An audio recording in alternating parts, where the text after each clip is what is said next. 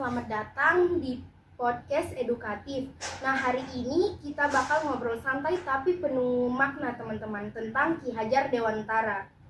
Nah, Bapak Pendidikan Nasional, kita juga bakal membahas bagaimana pemikiran relevan banget dengan tantangan pendidikan abad yang ke-21 yang kita hadapi sekarang.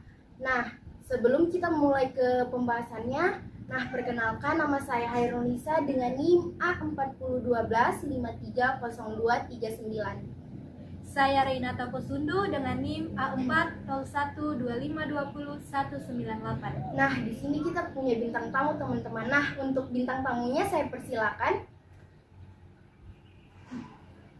Halo teman-teman semua, perkenalkan nama saya Gilbert Krisani Ugu dengan NIM A4012520 180 sebagai bintang tamu pada podcast hari ini. Oke, kita mulai dari dasar dulu ya. Siapa sih Ki Hajar Dewantara itu? Nah, Ki Hajar Dewantara adalah pendidik visioner yang percaya bahwa pendidikan itu harus memanusiakan manusia. Beliau memperkenalkan sistem Among, sebuah pendekatan pendidikan yang menuntun kontrak anak dengan kasih sayang, kebebasan yang bertanggung jawab, dan tanpa paksaan. Beliau juga menciptakan tiga prinsip terkenal dalam Indonesia yang telah menjadi semboyan kita pada hari ini, yaitu ingarso sung tulada, di depan memberi teladan. Lalu yang kedua ada ingmetya mangun karsa, di tengah membangun semangat. Lalu yang ketiga ada tutwuri handayani, di belakang memberi dorongan, yang sampai sekarang itu masih kita pakai dalam pendidikan nasional kita ini. Beliau memandang bahwa setiap anak punya potensi alamiah yang harus dituntun, bukan dipaksa. Pendidikan bagi Ki Hajar Dewantara bukan soal mengisi kepala anak, tapi membantu anak menemukan jati dirinya, seperti itu.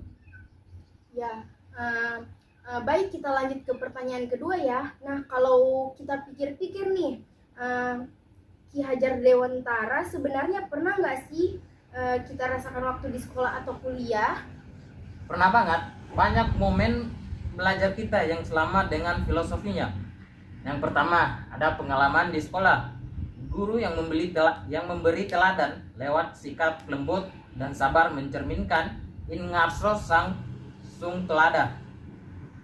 Pembelajaran proyek seperti membuat poster, vlog, atau eksperimen mencerminkan kebebasan yang bertanggung jawab ala sistem Among yang diciptakan oleh Ki Hajar Dewantara.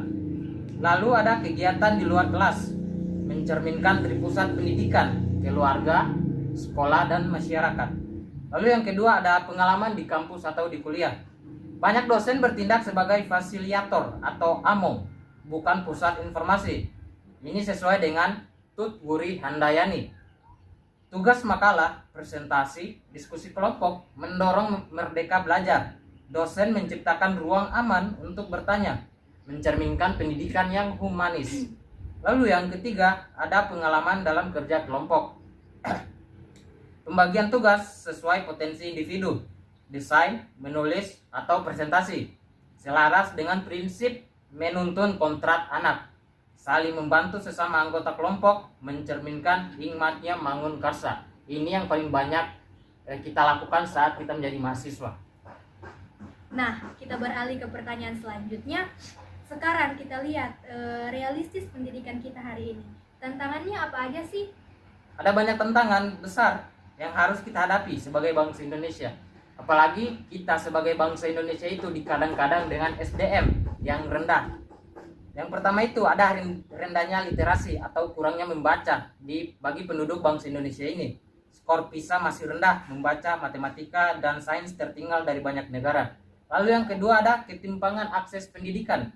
Sekolah di kota besar jauh lebih maju daripada sekolah di daerah terpencil, seperti dikecualikan, seperti itu, seperti desa saya. Lalu yang ketiga ada disrupsi teknologi dan tantangan AI. Banyak guru dan siswa belum siap dalam penggunaan teknologi.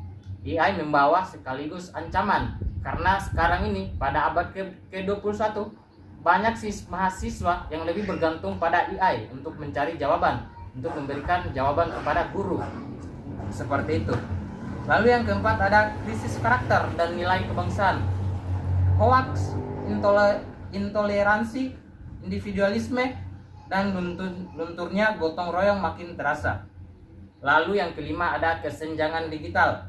Internet, perangkat teknologi, dan infrastruktur masih tidak merata. Lalu yang keenam ada kompetensi guru yang belum merata. Tidak semua guru siap dengan metode pembelajaran kreatif, kolaboratif, dan berbasis teknologi. Seperti itu. Nah, kira-kira pemikiran Ki Hajar Dewantara bisa bantu nggak menghadapi tantangan tadi? Bisa banget. Bahkan relevansinya itu sangat luar biasa. Yang pertama itu ada rendahnya literasi, pendidikan yang memerdekakan. Ki Hajar Dewantara mengajarkan agar pendidikan membebaskan pikiran. Fokusnya bukan menghafal, tetapi memahami, berpikir kritis, berpendapat, dan memecahkan masalah. Ini sejalan dengan literasi abad ke-21 dan juga sejalan dengan pelajaran pada filsafat yang kita pelajari ini. Lalu yang kedua ada ketimpangan akses dari pusat pendidikan. Ki Hajar Dewantara menekankan bahwa pendidikan tidak hanya ada di sekolah. Ini membantu daerah yang akses formalnya terbatas melalui komunitas lokal, keluarga, atau budaya masyarakat. Lalu yang ketiga ada disrupsi teknologi. Guru sebagai pambong atau yang bisa kita bilang pengasuh. Peran guru bukan lagi pemberi informasi, tetapi pembimbing dan motivator. Pendekatan Ki Hajar Dewantara cocok untuk pembelajaran digital dan AI kalau pada zaman modern sekarang ini. Lalu yang keempat ada krisis karakter atau budi pekerti Ki Hajar Dewantara. Filsafat Ki Hajar Dewantara mengedepankan keseimbangan cipta rasa karsa. Ini menjawab krisis moral, intoleransi, dan polarisasi. Lalu yang kelima ada kesenjangan digital, pendidikan humanis berkebudayaan. Teknologi harus dibarengi nilai kemanusiaan dan kebudayaan. Pendidikan harus tetap berakar pada identitas bangsa Indonesia. Lalu yang terakhir, yang keenam, ada kompetensi guru, sistem Among, seperti yang kita bahas tadi. Sistem Among menekankan fleksibilitas, kreativitas, dan bimbingan sesuai potensi anak. Ini solusi bagi guru dalam pembelajaran diferensiasi. Kurang lebih seperti itu. Wah, ternyata pikiran Ki Hajar itu dalam banget ya, dan nyambung banget sama kondisi kita hari ini. Betul.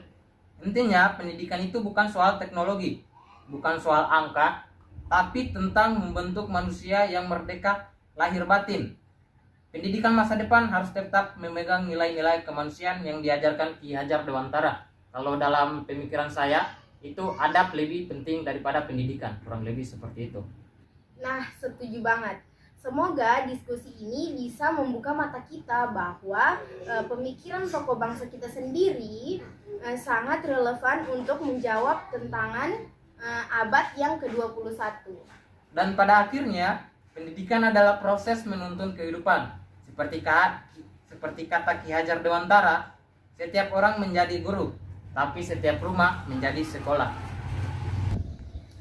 Nah, baik, sekian podcast dari kami yang membahas tentang pendidikan Ki Hajar Dewantara dan tantangan yang membahas abad yang ke-21. Semoga podcast kami kali ini bermanfaat untuk teman-teman semua. Nah, terima kasih juga untuk bintang tamu kita. Baik, kami tiga undur diri. Wassalamualaikum warahmatullahi wabarakatuh.